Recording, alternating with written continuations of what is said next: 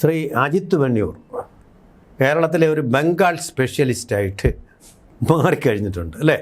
ബംഗാളിലുള്ള അദ്ദേഹത്തിൻ്റെ വളരെ അധികം ജ്ഞാനതൃഷ്ണയോടെയുള്ള സന്ദർശനങ്ങൾ, അതുപോലെ തന്നെ ബംഗാൾ ലോക് ഭവനിലുള്ള അദ്ദേഹത്തിൻ്റെ നീണ്ട സേവനം, ഇതൊക്കെ കണ്ട് ബംഗാളിനെക്കുറിച്ച് നമുക്കൊക്കെ അറിയാം. തീർച്ചയായിട്ടും ബംഗാളി നോവലുകളുകൊണ്ടും സിനിമകളുകൊണ്ടും പരിചിതമായ ബംഗാളിൻ്റെ ഭൂമിയെ നേരിട്ട് കണ്ടെത്തി അറിഞ്ഞ് മനസ്സിലാക്കാനുള്ള നിരീക്ഷണ പാടവത്തോടു കൂടിയ ഒരു ദർശനമാണ് അദ്ദേഹത്തിൻ്റേത്. ഇപ്പോൾ ഈ ബംഗാളിൽ പുതിയ ഗവൺമെൻറ് അധികാരത്തിൽ വരികയാണ്. അപ്പോൾ ഇവിടെ ഏറ്റവും വലിയ കീ ഇഷ്യൂ ആയിട്ടുള്ള, ബേണിംഗ് ഇഷ്യൂ ആയിട്ടുള്ളൊരു സംഭവം എന്ന് പറഞ്ഞാൽ നമ്മുടെ ദേശീയതയ്ക്ക് തന്നെ ദോഷമായിട്ട് ഭവിക്കുന്ന രീതിയിൽ അതിരിലെ ചുവരുമാന്തലാണ്. അതിരിലെ തുരപ്പൻ പണി കാണിക്കുന്ന ബംഗ്ലാദേശ് നമുക്കെപ്പോഴും ഭീഷണിയാണ്. അതിന് വഴി ആൾക്കാരെ കടത്തിവിടുക, അതിൽ ഭീകരന്മാരുണ്ടാവാം, അതുപോലെ തന്നെ ഇന്ത്യൻ പൗരന്മാരായിട്ട് ശേഷിക്കുന്ന കാലം ജീവിച്ചുകൊണ്ട് ഇവിടെ അട്ടിമറി നടത്താൻ വരുന്നവരുണ്ടാവും. അങ്ങനെ പല പല ഉദ്ദേശങ്ങൾ, വിവിധോദ്ദേശ പദ്ധതികളായിട്ട് വരുന്ന ആൾക്കാരെ തടയിടാൻ വേണ്ടി അവിടെ BSF ഉണ്ട്. പക്ഷേ BSFന് അവിടെ ഭൂമിയില്ല, ഒരിഞ്ച് ഭൂമി പോലും ഇല്ല, എല്ലാം ബംഗാൾ ഗവൺമെൻറ്റിൻ്റെ. അപ്പോൾ BSF വേലി നിർമ്മിക്കും, പക്ഷേ ആ വേലി നിർമ്മിക്കാനുള്ള സ്ഥലം മമതാ ബാനർജി കൊടുത്തിട്ടില്ല. ഇനിയിപ്പോൾ ആ വേലി പൂർത്തിയാകുമോ? ബംഗാളിലെ ഏറ്റവും പ്രധാനപ്പെട്ട ഒരു പ്രശ്നം, വളരെ വർഷങ്ങളായി ചർച്ച ചെയ്യപ്പെടുന്ന ഒരു വിഷയമാണ് അവിടെ ഈ ബംഗ്ലാദേശിൽ നിന്നുള്ള നുഴഞ്ഞുകയറ്റം. അതിപ്പോൾ തുടങ്ങിയതല്ല, ഇത് ശരിക്കും തുടങ്ങിയത് CPM ഭരണകാലത്താണ്. ജ്യോതി ബാസുവിൻ്റെ കാലത്താണിത് തുടങ്ങുന്നത്. അപ്പോൾ അവിടെ നിന്നുള്ള ആളുകളെ ഇവിടേക്ക് കൊണ്ടുവന്ന് അവർക്ക് മെമ്പർഷിപ്പ് കൊടുത്ത്, അവർക്ക് പാർട്ടി മെമ്പർഷിപ്പ് കൊടുത്ത്, അവർക്ക് മറ്റെല്ലാ സർക്കാരിൻ്റെ സൗകര്യങ്ങളും കൊടുത്ത് അവരെ നിലനിർത്തുക എന്നുള്ളതായിരുന്നു ലക്ഷ്യം. അത് അവിടുത്തെ പാർട്ടി ഘടകങ്ങൾ വഴിയാണ്. നമ്മുടെ ഇവിടത്തെയൊക്കെ പോലെ പിന്നെ ഏറ്റവും താഴത്തെ ഘട്ടം മുതൽ ബ്രാഞ്ച് കമ്മിറ്റി മുതൽ ആളുകളെ റിക്രൂട്ട്മെൻറ്റിന് വേണ്ടിയിട്ട് പ്രത്യേക സംവിധാനങ്ങളുണ്ടായിരുന്നു. അങ്ങനെയാണ് അവിടെ ഈ ഒരു സംവിധാനം കൊണ്ടുവരുന്നത്. മമത വന്നപ്പോൾ അത് അവരുടെ വോട്ട് ബാങ്കാക്കി മാറ്റിയിരുന്നു, ഭരണം നിലനിർത്താനുള്ള ഒരു ആയുധമാക്കി ഉയർന്നു. അതുപോലെ ആക്രമണങ്ങൾ നടത്താനുള്ള ആളുകളായിട്ടും ഇവർ ഉപയോഗപ്പെടുത്തിയിരുന്നു.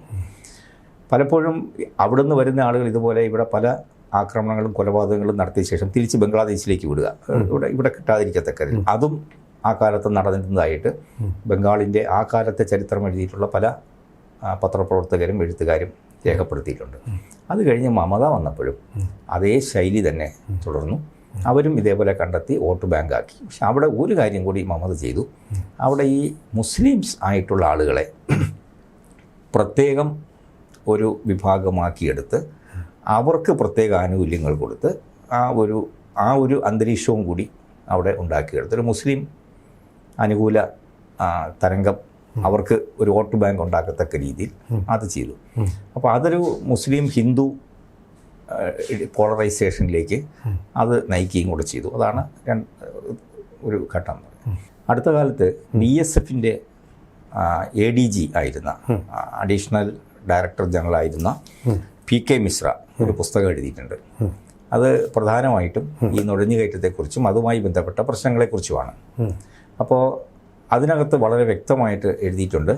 നമ്മൾ ഈ പറയുന്നത് പോലെ ലക്ഷങ്ങളോ 90 ലക്ഷമോ 2.5 കോടിയോ ഒന്നുമല്ല, ഏതാണ്ട് 6 കോടി ജനങ്ങൾ, ബംഗ്ലാദേശിൽ നിന്നുള്ള ആളുകൾ ഇന്ത്യയുടെ പല സംസ്ഥാനങ്ങളിലായിട്ട്, ബംഗാളിൽ മാത്രമല്ല സംസ്ഥാനങ്ങൾ, ജാർഖണ്ഡ് അടക്കമുള്ള സംസ്ഥാനങ്ങളിലായിട്ട് ഇപ്പോഴുണ്ട്. അപ്പം അവരെ ഏറ്റവും പ്രധാനം എന്ന് പറയുന്നത് ബംഗാളിൻ്റെ തുറന്നു കിടക്കുന്ന അതിർത്തികളിൽ കൂടിയാണ് വരുന്നത്. നമുക്ക് 3 അതിർത്തികളുണ്ട്. ഭൂട്ടാൻ അതിർത്തിയുണ്ട്, ബംഗാൾ അതിർത്തിയുണ്ട്, നേപ്പാൾ അതിർത്തിയുണ്ട്. പക്ഷെ കൂടുതലായിട്ടും കടന്നു വരാൻ പറ്റുന്ന സ്ഥലം ബംഗാളിലെ അതിർത്തിയാണ്. കാരണം അവിടെ തുറന്നു കിടക്കുകയാണ്. അതുവഴിയാണ് നുഴഞ്ഞു കയറിയിട്ടാണ് കേരളം അടക്കമുള്ള മറ്റ് സംസ്ഥാനങ്ങളിലേക്ക് ഈ ബംഗ്ലാദേശികളായിട്ടുള്ള ആളുകൾ തൊഴിലന്വേഷിച്ച് വരുന്നവരും അല്ലാതെ വരുന്നവരും ഒക്കെ നുഴഞ്ഞു കയറുന്നത്. അത് അവിടെ ഒരു സിസ്റ്റം തന്നെ ഉണ്ടാക്കിയിട്ടുണ്ട്. അതായത് ഈ വരുന്നവർക്ക് അവിടുന്ന് എല്ലാ സൗകര്യങ്ങളും അതിർത്തിയിൽ വന്നു കഴിഞ്ഞാൽ കയറ്റി വിടുക, അവർക്ക് വേണ്ട സർക്കാർ രേഖകൾ സംഘടിപ്പിച്ചു കൊടുക്കുക, റേഷൻ കാർഡ്, പിന്നെ Aadhaar card, voters ID card, ഇതെല്ലാം. അതിന് 5000 രൂപ മുതൽ 15000 രൂപ വരെ പെർ ഹെഡ് അവർ ഈടാക്കിയിരുന്നു. ഇതാണ് അവിടെ നടന്നുകൊണ്ടിരുന്ന ഒരു സംവിധാനം എന്ന് പറയുന്നത്. അപ്പോൾ അങ്ങനെ വരുന്നവരെ ലീഗലൈസ് ചെയ്തിട്ട് അവരുടെ വോട്ട് ബാങ്കാക്കി മാറ്റുക എന്നുള്ളതായിരുന്നു. ഇതുകൊണ്ട് ഒരുപാട് പ്രശ്നങ്ങൾ ഉണ്ടായിട്ടുണ്ട്. ഒന്ന്, അവിടുത്തെ ജനങ്ങളുടെ തൊഴിൽ, അവിടുത്തെ ജനങ്ങൾക്ക് സർക്കാർ കൊടുക്കുന്ന ആനുകൂല്യങ്ങൾ, ഇതെല്ലാം ഇവരുടെ കൈകളിലേക്കാണ് പോകുന്നത്. അതിന് പുറമെയാണ് ക്രമസമാധാന പ്രശ്നം ഉണ്ടാക്കുക എന്ന് പറയുന്നത്. അപ്പോൾ ഇങ്ങനെ പിന്നെ ഒരു രാജ്യത്തിൻ്റെ സുരക്ഷ എന്ന് പറയുന്നത് ഈ അതിർത്തികളെ ആശ്രയിച്ചിരിക്കുന്നു. അതും ഒരു വളരെ വലിയ പ്രശ്നമായിട്ട് മാറിയിട്ടുണ്ട്. ഇപ്പോൾ പുതിയ മുഖ്യമന്ത്രി അധികാരമേറ്റെടുത്തതിന് ശേഷം ആദ്യം ഒപ്പുവെച്ച ഉത്തരവ് ഈ നമ്മുടെ ബോർഡർ വേലി കെട്ടുന്നതിനുള്ള 480 കിലോമീറ്റർ ദൂരം വേലി കെട്ടുന്നതിന് ആവശ്യമായ സ്ഥലം വിട്ടുകൊടുക്കാനുള്ള ഉത്തരവാണ്. 450 കിലോമീറ്റർ ദൈർഘ്യം വരുന്ന നല്ല ദൂരം വരുന്ന അതിർത്തി വേലി കെട്ടുന്നതിനുള്ള സ്ഥലം. അത് വർഷങ്ങളായിട്ട് ഈ BSFൻ്റെ മുൻ ഡയറക്ടർ ജനറൽ അദ്ദേഹത്തിൻ്റെ പുസ്തകത്തിൽ, ആർ കെ മിശ്ര എഴുതിയ പുസ്തകത്തിനകത്ത് പറഞ്ഞിട്ടുണ്ട്. എത്രയോ വർഷങ്ങളായിട്ട് BSFും കേന്ദ്ര സർക്കാരും ആവശ്യപ്പെട്ടുകൊണ്ടിരിക്കുന്നതാണ്. പല കാരണങ്ങൾ പറഞ്ഞ് അവർ തടസ്സപ്പെടുത്തിക്കൊണ്ടിരുന്നു. പലതവണ BSFും കേന്ദ്രസേനയും കോടതിയെ സമീപിച്ചു, പാർട്ടി BJPയും കോടതിയെ സമീപിച്ചു. അവിടെയൊക്കെ തടസ്സവാദങ്ങൾ ഉന്നയിച്ച് കോടതി പറഞ്ഞിട്ട് പോലും കൊടുക്കാതിരിക്കുകയായിരുന്നു. പക്ഷെ അതിപ്പം ഓർഡർ ഇട്ടു. ഒരു ഏറ്റവും പ്രധാനപ്പെട്ട ഉത്തരവുകളിൽ ഒന്ന് അതായിരുന്നു. ഒപ്പിട്ട് കഴിഞ്ഞു. അത് 45 ദിവസത്തിനുള്ളിൽ അതിൻ്റെ പണി തീർക്കാനുള്ള, അതായത് ഒരു ദിവസം 10 കിലോമീറ്റർ വെച്ച് തീർക്കും. അവിടെ അങ്ങനെയാണ് അവർ ഇപ്പോൾ പ്രഖ്യാപിച്ചത്, 45 ദിവസം. അത് നേരത്തെ തെരഞ്ഞെടുപ്പിന് മുമ്പ് കേന്ദ്ര ആഭ്യന്തരമന്ത്രിയും പ്രധാനമന്ത്രിയും പൊതുയോഗങ്ങളിൽ നൽകിയ വാഗ്ദാനമാണ്. അത് നടപ്പാക്കുന്നതിനുള്ള ഉത്തരവാണ് ഇട്ടിരിക്കുന്നത്. രണ്ടാമത്തെ കാര്യം പറഞ്ഞത് അവിടുത്തെ ക്രമസമാധാന നില പുനഃസ്ഥാപിക്കുന്നതിനുള്ള നടപടികളാണ്. അതിനുള്ള നമ്മൾ കുറേ പറഞ്ഞു കഴിഞ്ഞു, ആരംഭിച്ചു കഴിഞ്ഞു. പിന്നെ മറ്റൊന്ന് പറഞ്ഞത് 321 BJP പ്രവർത്തകർ, RSS പ്രവർത്തകർ ബലിദാനികളായിട്ടുണ്ട്. അവരുടെ കുടുംബത്തെ സപ്പോർട്ട് ചെയ്യാനുള്ള സംവിധാനം അവിടെ ഏർപ്പാട് ചെയ്യുന്നുണ്ട്. പിന്നെ ഈ ഒരു പ്രത്യേക സ്ത്രീകൾക്ക് വേണ്ടിയിട്ടുള്ളൊരു പ്രത്യേക സുരക്ഷാ സേന, അവർക്ക് സ്ത്രീകളുടെ സുരക്ഷ ഉറപ്പുവരുത്തുന്നതിനുള്ള ഒരു പ്രത്യേക വിങ് പോലീസിൽ അവർ സ്ത്രീകൾ തന്നെ ആയിരിക്കും അതോ പുരുഷ പോലീസ്, അത് പറഞ്ഞിട്ടില്ല. അങ്ങനെ ഒരു സേന ഉണ്ടാക്കും എന്ന് പറഞ്ഞിട്ടുണ്ട്. ഇവിടെ ഒരു പിങ്ക് പോലീസ് ഉണ്ട്. 5 പൈസയുടെ പ്രയോജനം നമ്മുടെ പെൺകുട്ടികൾക്ക് കിട്ടിയിട്ടില്ല. അവർ കാറിൽ ഇങ്ങനെ ചുറ്റി കറങ്ങുന്നു എന്നല്ലാതെ ഇന്ന് വരെ ഒരു കേസ് അവർ പിടിച്ചിട്ടുള്ളതായിട്ട് നമ്മൾ കേട്ടിട്ടില്ല. ഓക്കെ. അപ്പോൾ ഇത് പിന്നെ ഒരു പ്രധാന ഘടകം എന്ന് പറയുന്നത് ഈ അതിർത്തികളിൽ കൂടി നടന്നിരുന്നത് കാലിക്കടത്ത് ഉണ്ട്, മയക്കുമരുന്ന് കടത്ത്, സ്വർണ്ണക്കടത്ത്. ഈ സ്വർണ്ണക്കടത്ത് കേസ് ഈ അടുത്ത ദിവസം ഒരു ബംഗ്ലാദേശിലെ MP ഈ സ്വർണം കടത്തുന്നതിനിടയിൽ അതിർത്തിയിൽ വെച്ച് വെടിയേറ്റ് മരിച്ചു എന്ന് പറഞ്ഞൊരു വാർത്ത ഈ അടുത്ത ദിവസം പത്രങ്ങളിൽ നമ്മൾ ചാനലുകൾ കണ്ടിട്ട്, ഗോൾഡ് സ്മഗ്ലിങ്ങിനാണ്. ശരി. അപ്പോൾ അത് ഒരു ബംഗ്ലാദേശിലെ പാർലമെൻറ്റ് അംഗമാണ് ഈ വെടിയേറ്റ് മരിച്ചത്. അപ്പോൾ ഇത് ഇത്തരത്തിലുള്ള പിന്നെ നമ്മുടെ രാജ്യസുരക്ഷയും രാജ്യത്തിൻ്റെ സാമ്പത്തിക വ്യവസ്ഥയും ഒക്കെ കാർന്നു തിന്നുന്ന ഒരു ഏറ്റവും വലിയൊരു ശാപമായിരുന്നു ഈ നുഴഞ്ഞുകയറ്റം. അത് തടയാനുള്ള നടപടിയെടുത്തു.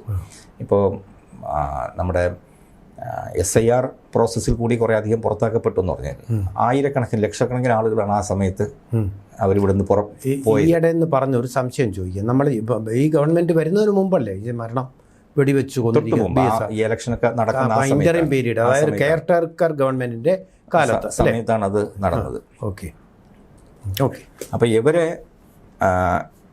ഇപ്പോൾ ചെയ്തിരിക്കുന്നത് ഒന്നുകിൽ ഇവരെ ഈ ഐലൻഡിലേക്ക്, ഏതെങ്കിലും ഒരു ഐലൻഡിലേക്ക്, ഈ BSFൻ്റെ പിന്നെ ഡയറക്ടറായിരുന്നയാൾ ഈ അടുത്ത ദിവസം ഒരു ദേശീയ ചാനലിൽ പറയുന്നത് ഞാൻ കേട്ടതാണ്. 2 പ്രപ്പോസൽസാണ് വെച്ചിട്ടുള്ളത്. ഒന്നുകിൽ ഇവരെ മൊത്തം ഐഡൻറ്റിഫൈ ചെയ്തിട്ട് ഒരു പ്രത്യേക സ്ഥലത്തേക്ക് മാറ്റി അവിടെ പരിശോധനകൾ നടത്തിയതിന് ശേഷം എന്ത് ചെയ്യണം എന്ന് തീരുമാനിക്കുക. രോഹിംഗ്യ മുസ്ലിങ്ങളും രോഹിംഗ്യ മുസ്ലിംസും ഉൾപ്പെടുന്നുണ്ട്. കാരണം അവർ പലപ്പോഴും വളരെ അക്രമാസക്തരായിട്ടുള്ളൊരു വിഭാഗമാണ്. അവരെന്ത് ചെയ്യും എന്ന് ഒരു ക്രിമിനൽ സ്വഭാവം കൂടുതലുള്ള ആളുകളാണ്. അല്ലെങ്കിൽ അവരെ പുഷ് ബാക്ക് ചെയ്യുക. എങ്ങനെയാണ് നമുക്ക് തിരിച്ച് ബംഗ്ലാദേശിലേക്ക് പുഷ് ബാക്ക് ചെയ്യുക എന്നുള്ളത്. ഈ 2 പ്രപ്പോസൽസാണ് വെച്ചിട്ടുള്ളത്. നമുക്ക് അങ്ങനെ ദ്വീപുകൾ വല്ലതും ഉണ്ടോ? ഇത്രയും ജനസാന്ദ്രതയുള്ള രാജ്യത്ത് നമുക്ക് ഒറ്റ ദ്വീപെങ്കിലും അവിടെ ഉണ്ട്. ഈ സന്ദേശ് ഖാലി പോലുള്ള പ്രദേശം ദ്വീപുകളാണ്. ഈ ചെറിയ ചെറിയ ദ്വീപുകൾ ധാരാളമുണ്ട്. ഈ സുന്ദർബൻസ് ഏരിയയിൽ അവിടുന്ന് ബോട്ട് എടുത്തുകൊണ്ട് ഇവർ പോകും. ഇങ്ങനെ അവർ ഫ്രാൻസിലേക്കും ഒക്കെ കുടിയേറിക്കൊണ്ടിരിക്കുന്നത്. അവിടെയൊക്കെ ഇപ്പം അത് ഇപ്പം കടലിൽ കിടന്നവരുടെ പിള്ളേരൊക്കെ മുങ്ങിച്ചാകുമ്പോൾ നമുക്കത് കാണുമ്പോൾ ഒരു ദൈന്യതയാണ്. അങ്ങനെ പ്രശ്നം. ഇവർ ക്രിമിനൽസ് ആണ് ശരി, പക്ഷെ കുട്ടികൾ എന്ത് പിഴച്ചു എന്നുള്ളൊരു ചോദ്യവും വരും. ഓക്കെ. അപ്പം ഈ ഒരു ഇത്രയും സ്ഥലത്ത് വേലി കെട്ടി അതിർത്തി കെട്ടി സംരക്ഷിക്കുക എന്നുള്ളതാണ് ആദ്യത്തെ പ്രയോറിറ്റി ആയിട്ട് നടത്തുന്നത്. അതിൽ ഈ ഇപ്പം SIR കഴിഞ്ഞതിന് ശേഷവും ഇവിടെ ശേഷിക്കുന്നവരുണ്ട്. അവരെ ഇപ്പോൾ ഐഡൻറ്റിഫൈ ചെയ്യാനുള്ള ഒരു പ്രത്യേക ശ്രമം നടത്തിയിട്ടുണ്ട്. അതിനൊരു പ്രത്യേക വിഭാഗം, ഒരു സ്പെഷ്യൽ ടാസ്ക് ഫോഴ്സ് അവർ വെച്ചിട്ടുണ്ട്. ഇതിനു വേണ്ടി മാത്രം, ഈ നുഴഞ്ഞേറ്റുകാരെ കണ്ടുപിടിക്കാൻ വേണ്ടിയിട്ട് മാത്രമായിട്ട് ചെയ്തിട്ടുണ്ട്. അപ്പോൾ ഇതിന് അവിടെ നിലവിൽ വച്ചിരിക്കുന്ന ഒരു സംവിധാനം എന്ന് പറയുന്നത് ഈ നമ്മുടെ 2019 ഈ പാസ്പോർട്ട് ആൻഡ് ഇമിഗ്രേഷൻ നിയമ ഭേദഗതി, കേന്ദ്ര സർക്കാരിൻ്റെ നിയമ ഭേദഗതി ആരും അധികം ചർച്ച ചെയ്യപ്പെടാതെ പോയൊരു സംഭവമാണ്. ആ നിയമ ഭേദഗതിയിൽ ഇവർക്ക് കർശനമായ ശിക്ഷാ നടപടികൾ വച്ചിട്ടുണ്ട്. 5 കൊല്ലം കുറഞ്ഞത് തടവ് ശിക്ഷയും കുറഞ്ഞത് 5 ലക്ഷം രൂപ തടവ് പിഴയും. ഇത് വന്നതോടുകൂടി തന്നെ, ഇതിനവിടെ വളരെ പ്രചാരം നൽകിയതോടുകൂടി തന്നെ ഒരുപാട് ആളുകൾ സ്വമേധയാ സ്ഥലം വിട്ടു എന്ന് മാത്രമല്ല, അവിടുന്ന് പലരും മറ്റ് സംസ്ഥാനങ്ങളിലേക്ക് കടന്നതായിട്ടും അവർക്ക് കിട്ടിയിട്ടുണ്ട്, വെസ്റ്റ് ബംഗാളിൽ നിന്ന്, ഇൻക്ലൂഡിങ് കേരളം.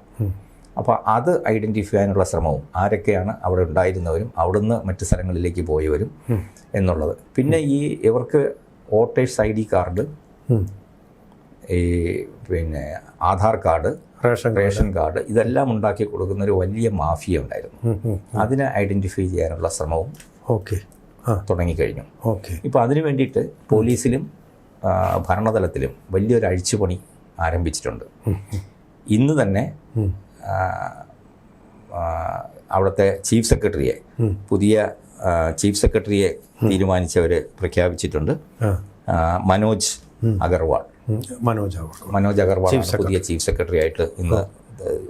വേറൊരു കാര്യം കൂടെ ഞാൻ കേട്ടു, അതായത് CPM-ന്റെ ഓഫീസുകൾ എല്ലാം ഈ പറഞ്ഞ അബാൻഡൻഡ് ആയിട്ടുള്ള രീതി കടന്നിരുന്നതാണ്.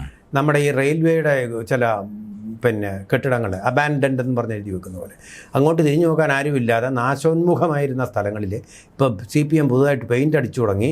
അവിടെ ജനാധിപത്യത്തിൻ്റെ ശുദ്ധവായു ശ്വസിക്കാൻ തുടങ്ങി CPM-കാർ ആദ്യമായിട്ട്. അവിടെ ജനാധിപത്യം തിരിച്ചു വന്നു എന്ന് പറഞ്ഞ് അവർ തന്നെ ആഘോഷിക്കുന്നതായിട്ട്. ഇപ്പോൾ ഇടതുപക്ഷവും കോൺഗ്രസ് പ്രവർത്തകരും ഒക്കെ തന്നെ അവശേഷിക്കുന്ന ആളുകൾ, വളരെ കുറച്ചുപേരെ അവശേഷിക്കുന്നുള്ളൂ. അങ്ങനെയുള്ള ആളുകൾ തന്നെ ശരിക്കും പറഞ്ഞാൽ ഒരു സ്വാതന്ത്ര്യദിന ആഘോഷമാണ് ജനാധിപത്യം നടക്കുന്നത്. നമുക്ക് സ്വാതന്ത്ര്യം കിട്ടിയ ദിവസത്തെ ജനങ്ങൾ എങ്ങനെയാണോ ആഹ്ലാദിച്ചത്, സ്വാതന്ത്ര്യം കിട്ടിയ ദിവസം ബംഗാളിൽ ഒരു സന്തോഷമില്ലായിരുന്നു. നവഖാലിയിലും മറ്റും കൂട്ടക്കൊലയായിരുന്നു. ഹിന്ദുക്കളെ കൂട്ടക്കൊല ചെയ്തിട്ടിരിക്കുകയായിരുന്നു മുസ്ലിങ്ങളെ. ഗാന്ധിജി അവിടെ ചെന്നപ്പോൾ ഗാന്ധിജി വരുന്ന വഴികളിലൊക്കെ അവർ വിസർജ്യം സ്വയം അവർ വിസർജിച്ചുകൊണ്ട് ഗാന്ധിജിയുടെ വഴി മുടക്കി നവഖാലിയിലെ മുസ്ലിങ്ങൾ. ഹിന്ദുക്കൾ പറഞ്ഞപ്പോൾ കേട്ടു നിങ്ങൾ അക്രമം പിടിയുക. പക്ഷേ മുസ്ലിങ്ങൾ മഹാത്മാഗാന്ധി വരാതിരിക്കാൻ വേണ്ടി വഴിയിലൊക്കെ അവരെ അമേധ്യം കൊണ്ട് അഭിഷേകം ചെയ്തു എന്നുള്ളതാണ് ചരിത്രകാരന്മാർ പറയുന്ന കാര്യം. എന്തായാലും അവിടെ ഇപ്പോൾ മറ്റ് രാഷ്ട്രീയ പാർട്ടികൾ, BJP അല്ല, CPM-ഉം കോൺഗ്രസും അടക്കമുള്ള മറ്റ് രാഷ്ട്രീയ പാർട്ടികളാണ് ശരിക്കും സ്വാതന്ത്ര്യം ആഘോഷിക്കുന്നത്. തീർച്ചയായിട്ടും അവരുടെ എല്ലാം നഷ്ടപ്പെട്ടു പോയിരുന്ന ഓഫീസുകൾ അവരെല്ലാം വീണ്ടെടുത്തു. പുറത്തിറങ്ങാതിരുന്ന ആളുകളെല്ലാം പുറത്തിറങ്ങി തുടങ്ങി, പ്രസ്താവനകൾ നടത്തി തുടങ്ങി. അവർ ഗവൺമെൻറ്റിന് നന്ദി പറഞ്ഞുകൊണ്ട് പ്രസ്താവനകൾ നടത്തി. ശരി. അപ്പോൾ CPM ഉണ്ടോ അതിൽ? CPM-ഉം കോൺഗ്രസും ഉണ്ടോ അതിൽ? ഉണ്ട്, പലരും ഉണ്ട്. അത് പരസ്യമായിട്ടും രഹസ്യമായിട്ടും ഈ ജനാധിപത്യ പുനഃസ്ഥാപനം എന്നുള്ള അർത്ഥത്തിലേക്ക് താങ്കൾ പറഞ്ഞത് വളരെ പ്രധാനപ്പെട്ട ഒരു കാര്യമാണ്. വളരെ വളരെ പ്രധാനപ്പെട്ട ഒരു കാര്യമാണ്.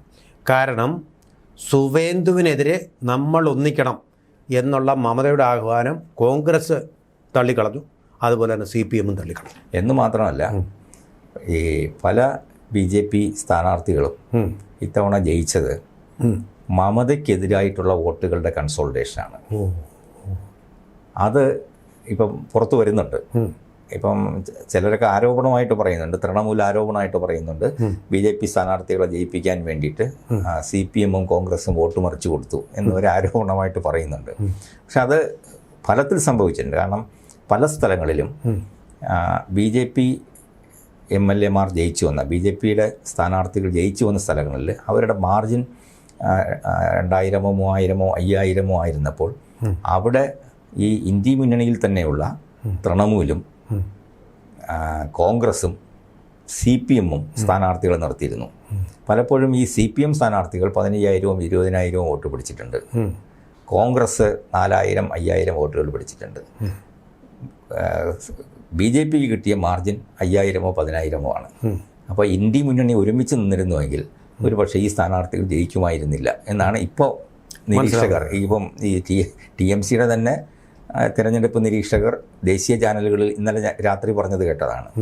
അപ്പം ആ തരത്തിൽ ഇൻഡയറക്റ്റായിട്ട് BJP എവരോടും കടപ്പെട്ടിരിക്കുന്നു. ഇന്ത്യ മുന്നണിയുടെ ഈ വിഭജിച്ച് നിന്നതും അവർക്ക് വളരെ സഹായകമായിട്ടുണ്ട് എന്നാണ് ഇപ്പോൾ തെളിഞ്ഞിരിക്കുന്നത്. ഓക്കെ.